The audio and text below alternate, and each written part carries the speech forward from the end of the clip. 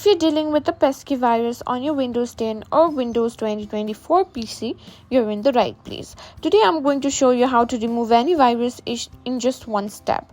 Let's get started. Dealing with a virus can be frustrating, but don't worry, this method is straightforward and effective. The key tool we'll use is the built-in Windows Defender offline scan. It's powerful and can remove stubborn malware that regular scans might miss. First, you need to access settings. You can do that by pressing Windows plus I.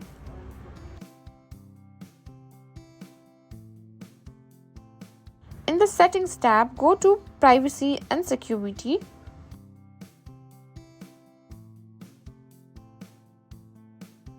Click on Windows security and then go to threats and virus protection tab. Scroll down and look for virus and threat protection updates. Make sure your virus definitions are up to date and make sure to do the full scan. Now after the scan, your computer will prompt you to restart. Save all your work, close any open application and then click restart. Your PC will restart and enter a special scanning mode. Once the scan is complete, your PC will restart again and you'll be back in Windows.